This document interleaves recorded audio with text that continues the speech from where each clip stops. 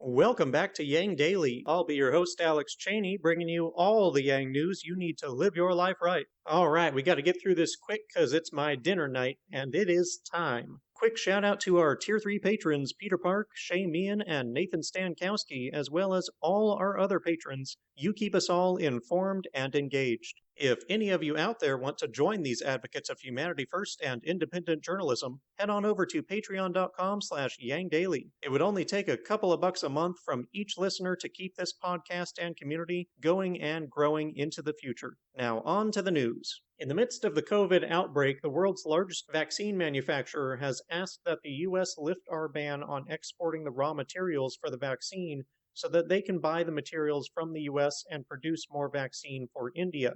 The Biden administration has refused, saying that it is still needed for Americans. I will preface this by saying I don't know enough to give a well-informed opinion on this subject, but it does seem a bad call to me if we are indeed fast approaching vaccine saturation in the US, as is my understanding. We're pretty much past the point of being limited by resources and are now limited by the refusal of our population to be vaccinated. I'd be all in favor of sending the resources to a country that wants the vaccine, though it's almost always more complicated than it appears on the surface. The Washington Post has reported on some items that are likely to be included in the second part of the infrastructure bill, the American Families Plan. They include extending the child allowance through 2025, 2 years of free community college, free pre-K education for 3 and 4-year-olds, child care tax credits and subsidies, and 12 weeks of paid family and medical leave. Some less certain items that could be included are canceling $10,000 in student debt, another shot at the minimum wage hike, and a fourth stimulus check. I and Humanity Forward will be most interested in pressing for the child allowance and stimulus check, of course, since those are the closest to UBI, though I think all of these are pretty good moves, and the student debt cancellation was also one of Yang's policies.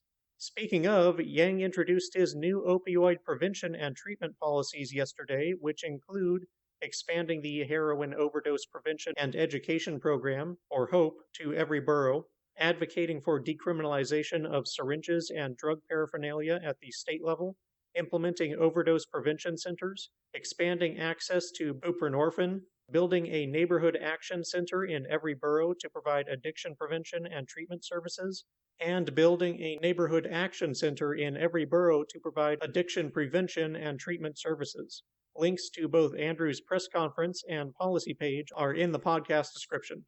Mongolia may be the next country to institute an emergency UBI. They have already accompanied their lockdowns with unconditional cash aid, and the president is now calling for monthly payments through August, funded by seizure of illegal offshore assets. The proposal is for most of the aid to be in the form of vouchers, which could be exchanged for a wide range of goods and services in the country, but some would also be cash. Of course, I would prefer it all be cash, but any UBI is a good UBI. Let's go Mongolia.